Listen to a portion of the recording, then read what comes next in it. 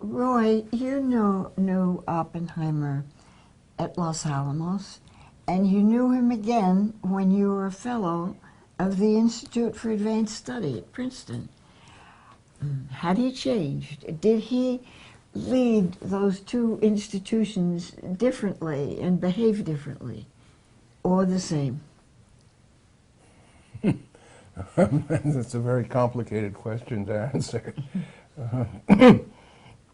Oppie was never the simplest of people. There was a certain obvious complexity about him always, and that's one of the things, of course, that led people to be interested in him and to listen to him. He had certainly aged a good deal and was behaving rather differently. When were those years? Well, the years at Los Alamos were 43 through 45. I wouldn't say that he was that much younger. In fact, there were people who would insist that he was never young, that he had always a certain gravity about him. And he had that at Los Alamos, and of course, he had a great deal more of it when he was at Princeton, because he only went to Princeton invited, I would have to add, by Admiral Strauss, known as Admiral in those days. He only went to Princeton after he had become a world-renowned figure. He started out by being on the cover of Time magazine, and he had a very heavy sense of who he was and of talking to the ages when he was at Princeton. You didn't hear that to anything like the same extent at Los Alamos, although there was always a certain gravity in his voice. But he was much more spontaneous at Los Alamos, and the spontaneity in Princeton was hardly even present when he did all the commenting that he did in the seminars, which is about the only place we ever heard him be informal. Was this the early 50s? In Princeton, yes. It was 1950 to 52, roughly.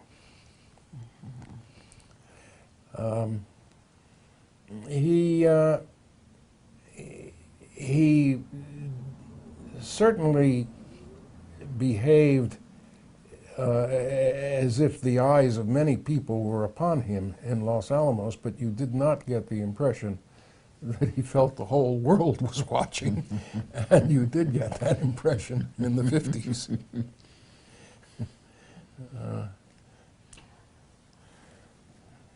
Did you see him? Did you have any clue at that time, that the hearings, that he was anticipated political trouble? And did you get much sense that he was away some of the time advising the government? Oh, he was away a lot of the time advising the government and advising other projects that his friends were on. And of course, I was even at Caltech by the way, at his suggestion, taking Feynman's place when Feynman went off to play the bongos in Brazil.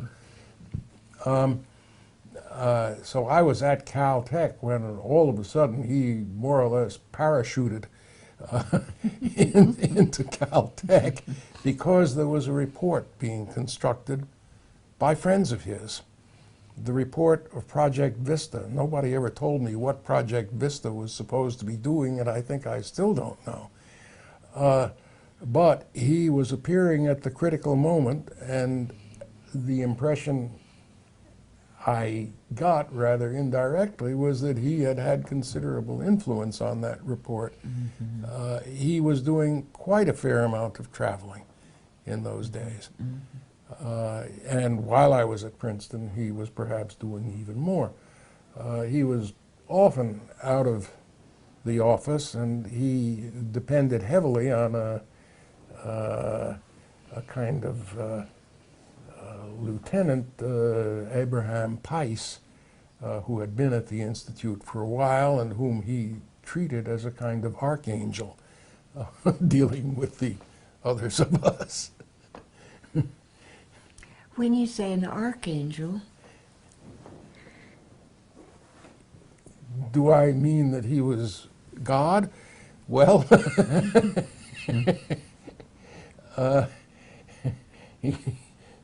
you could easily have gotten that impression at times, but none of us thought it was inappropriate.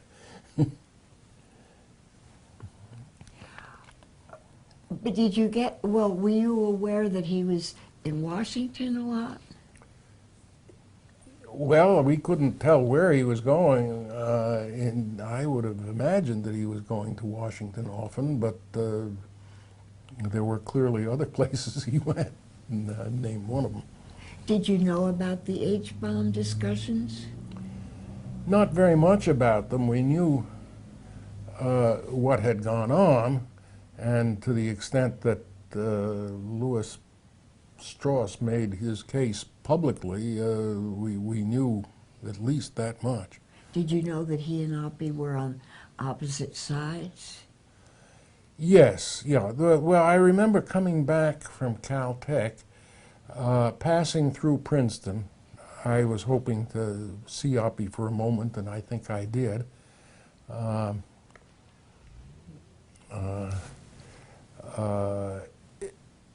There was a rather obscure article that appeared in the back of Fortune magazine, which seemed to make various revelations. It clearly had been written by an insider of some sort who wanted to spill the beans. And the beans were about resistance toward the hydrogen bomb project.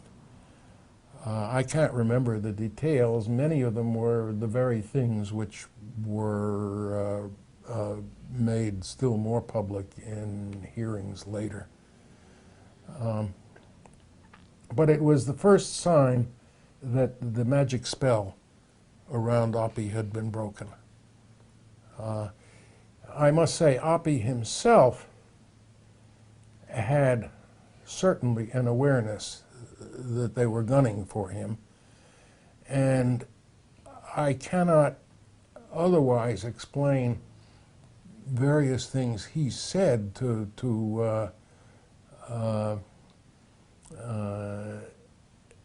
support accusations of questionable loyalty that were made of people who had been around him. That had been going on for years. Oppie had a kind of charmed existence, in a sense, because they were clearly out to get one person after another who had had anything to do with him. To get them? In one or another sense, to get them now. That's putting it a bit too colloquially. To embarrass them. Like Phil Morrison? Phil was a fine example, but there were half a dozen others. Mm-hmm. And there were one or two whom Oppie cooperated in denouncing. And that really, when we saw him doing that, which was quite inconsistent with what he had done before, I didn't know these people, and heaven knows it's not impossible that they might have been cases that he was more justified in criticizing. Several of us were upset that Oppie had changed his tune in that particular year, and I think that year was around 1952.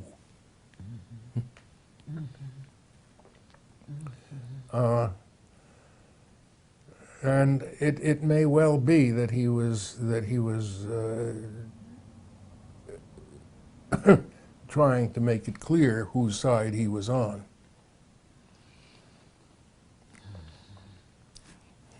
Did you see him after the hearings that were 54?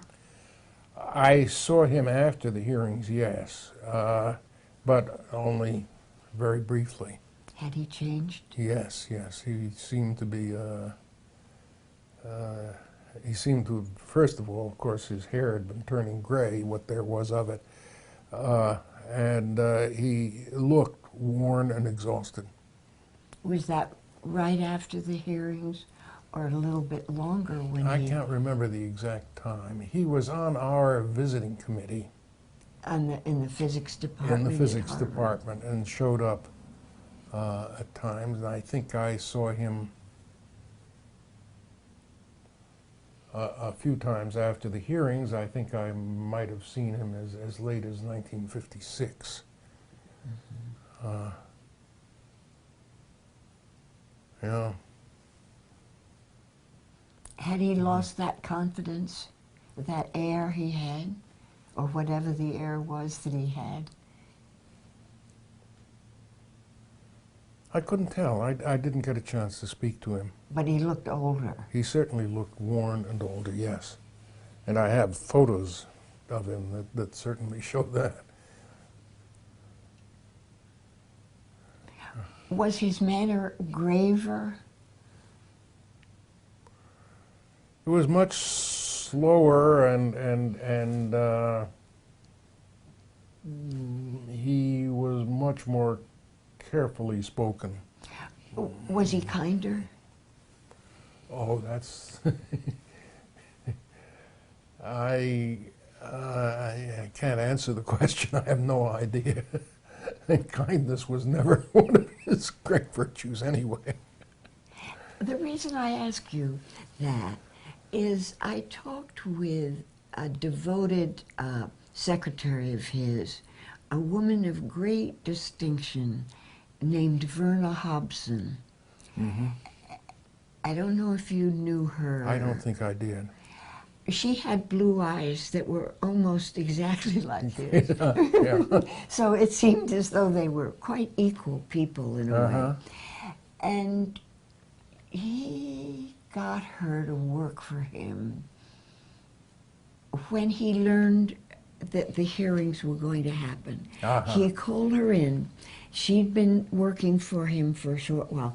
He called her in to his office and told her the trouble he was in and a lot about what had led to it, his past as a leftist.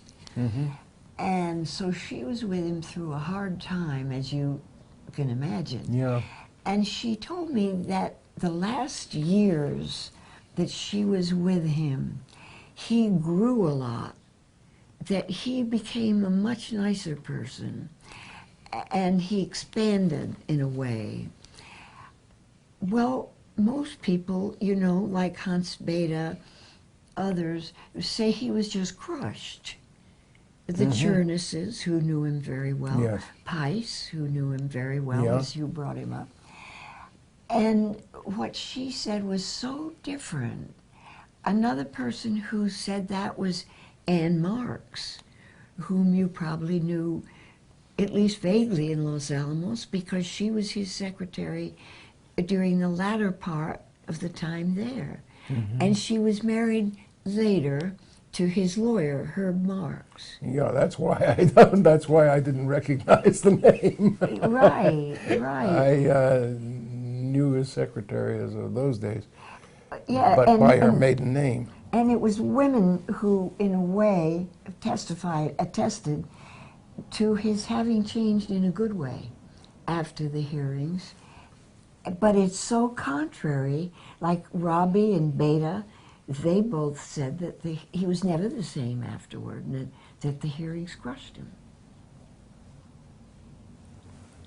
Well, I didn't have that much contact with him, I would have to say. I would rather, from the little I did see, I would rather have said he was crushed in the sense that his power was taken away.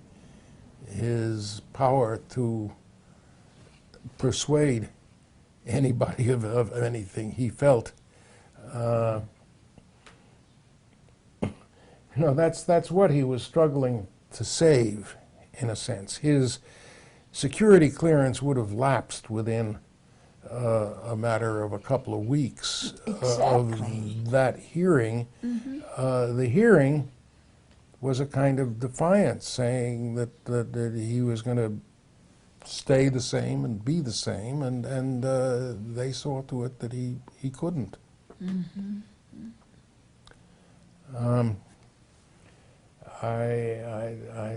That certainly has the elements of tragedy. If he spoke more softly and more thoughtfully in some ways, that wouldn't at all surprise me, but in this male aggressive world, that is what amounts to being crushed. Interesting. So Priscilla, do you want to talk a little bit about the trial from the point of view of the dynamics of it? A few things. Well, I was thinking of saying to Roy, when you mentioned the hearings, that of course, as you know, they were rigged, coming and going. Absolutely. But one of the things I noticed was there was you know how these situations bring out creepy people, sort of underlings who'll do anything. Oh, yeah. And one of the less creepy, but what he did was pretty creepy, was an FBI man named Charles Bates, who had a real in with J. Edgar Hoover, because he was a protege of the Speaker of the House, Sam Rayburn. I mean, how these things work out. And Bates was liaison between the Atomic Energy Commission, that is Admiral Strauss, and J. Edgar Hoover. And Bates would carry wiretap reports of Oppie's conversations with his lawyers. It wasn't just that their phone conversations were recorded, but the places where they talked their defense strategy were bugged. And that was Randolph Paul's house in Georgetown. Wherever they were having conversations, they were bugged. And in the course of the hearings, Bates carried 253 wiretap messages from the FBI to Strauss' office. And then Strauss gave them to an AEC official, who then gave them to Roger Robb, the prosecutor, for his questioning. But that way, Robb was able to say that he never used any bugged or wiretap material in the hearing to frame his questions. And when the question arose later, Richard Nixon thought about appointing Robb to the court, the D.C. Court of Appeals, and Robb had to turn it down because he was afraid that it would become public that he'd used illegally gathered material during the Oppenheimer hearing. And another irony, too, questions about the H-bomb, which came up. I don't know how familiar you are with the transcript, but if you read it, you probably tried to forget because it was so dramatically unjust, you know. And the law firm of Lloyd Garrison hired a young litigator named Sam Silverman, who later became a judge in New York and a highly revered person. But I think he was at the most 35, and he might have been younger than that. And he knew nothing about the atomic energy program. But he was the cleverest person on the defense team. And he learned physics from Oppenheimer. Yeah. And It was not easy to do. And this was the physics of the H-bomb. Yeah. And the timing, Roy, was May 1954, right after the Castle series of tests in the Pacific, the Bravo test that I was telling you about. So, and all through the transcript, it was very important not to reveal when we did this, when we changed that to the Russians, because of course they were the first people to read the transcript. So Beta, Robbie, and Oppenheimer just were extremely careful in explaining the H-bomb program in answer to the questions they were asked by Roger Robb, who knew nothing about the hydrogen bomb or indeed about physics.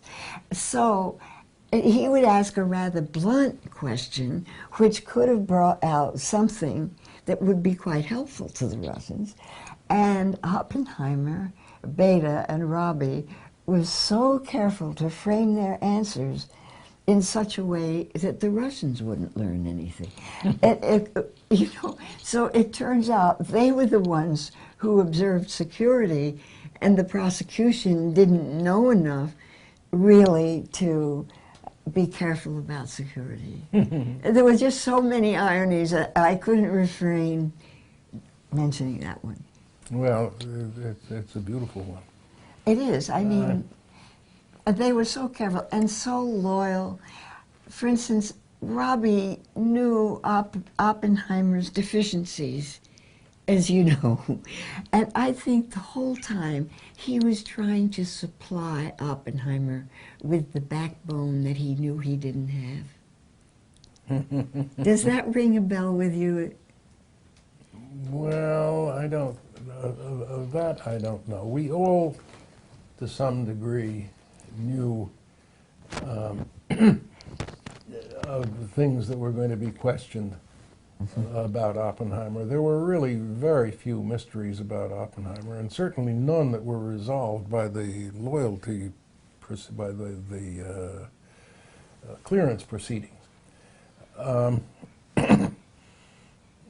You can ask the question why Oppie was the sort of guy he was and why he did so many offbeat things. But it's if you knew the guy, it wouldn't surprise you, and particularly in the atmosphere in Berkeley in the pre-war years. I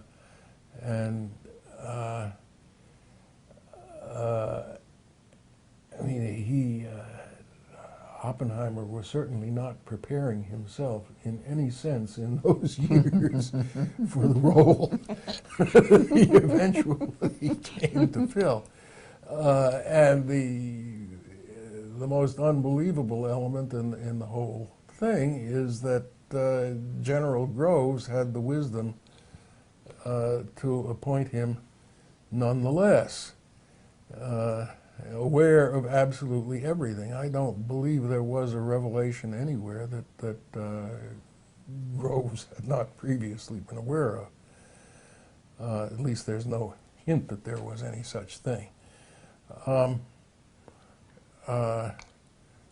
But Oppenheimer clearly became a changed man in the course of all of this.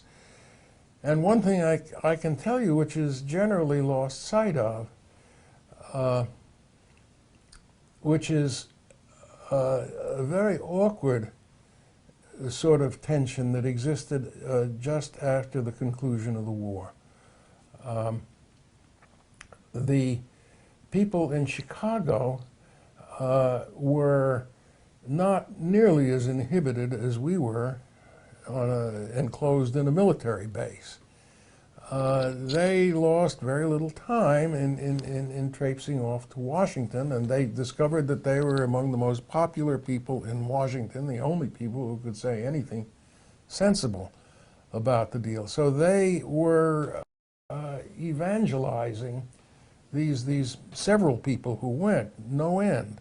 And they included many of the most responsible and several senior people. We at Los Alamos felt helpless and foolish,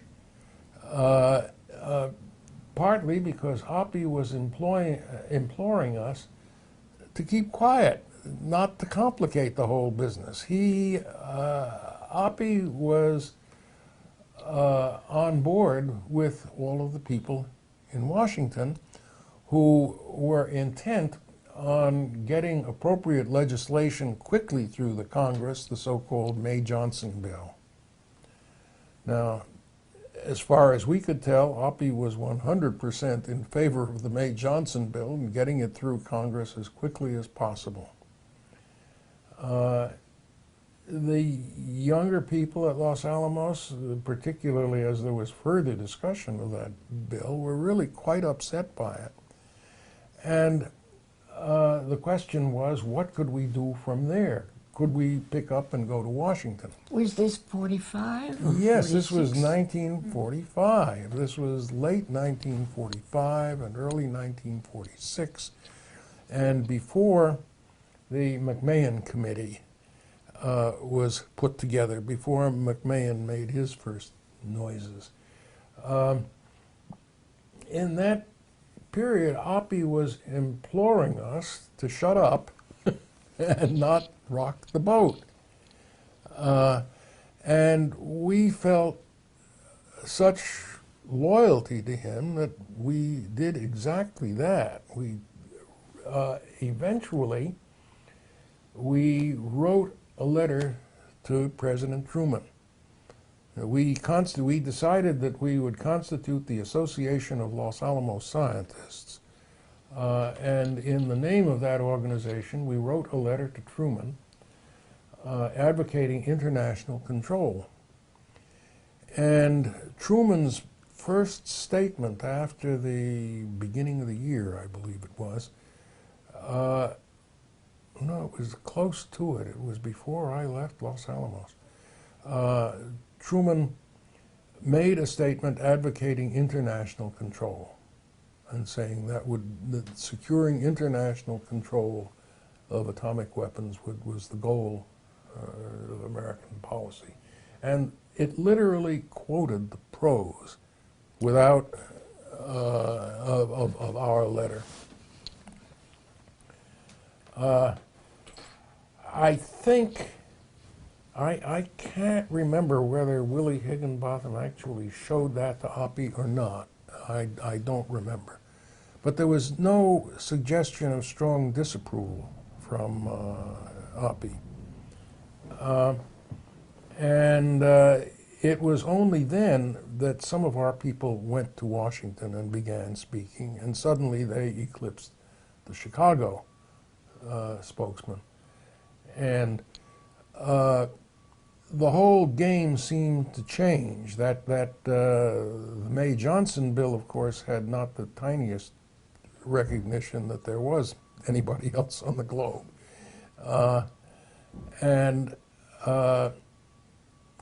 I can't remember the timing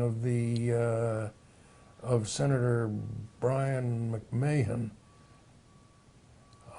He was a senator, was he not? Yes, he was a senator, and he said that the atomic bomb was the greatest thing that had happened since Jesus Christ, I think. Mm-hmm.